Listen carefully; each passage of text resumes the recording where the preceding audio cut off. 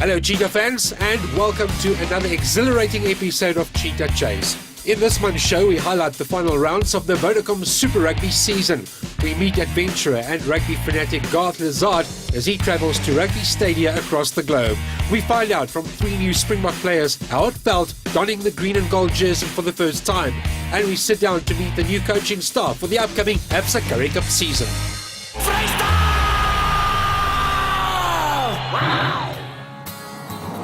Hello everyone, my name's Garth Lezard. Since the 4th of December 2010, I've been on a round the world charitable bicycle journey. In his quest to cycle to each Super Rugby franchise, Garth's bicycle has finally brought him to the Free State Stadium to meet up with the Toyota Cheetahs. Let's go meet the side.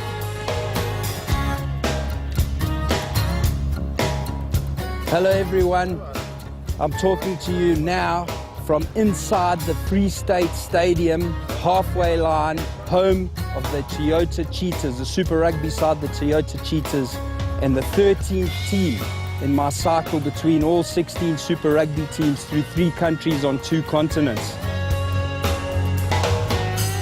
So let's find out from Garth what spurred this adventure on.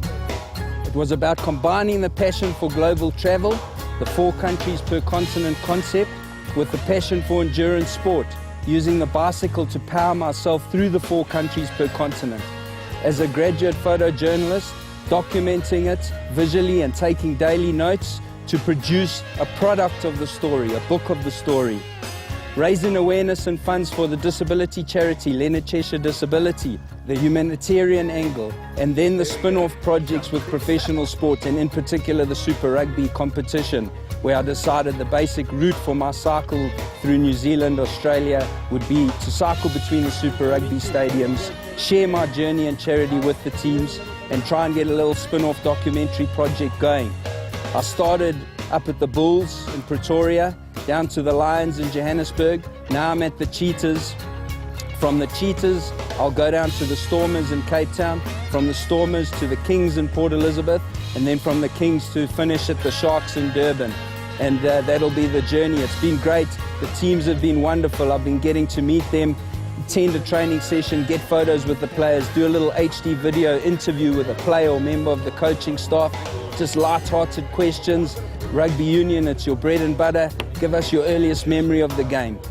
Today I'm hoping to speak to Osturant, the legend Osturant, absolute legend.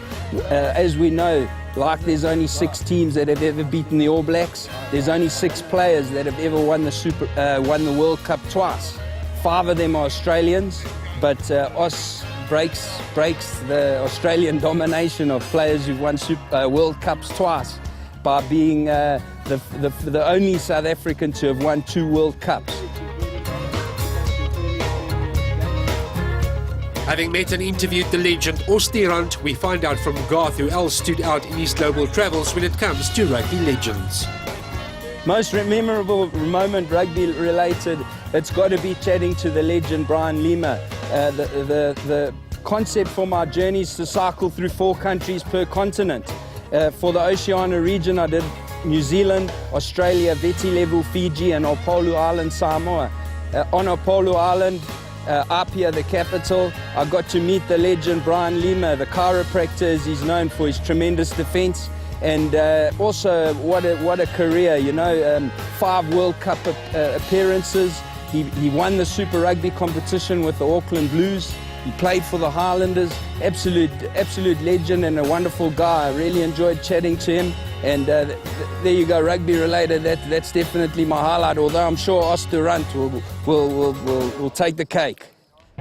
So with the formalities out of the way, it was time for the team to gear up for their final home game against the Cell C Sharks.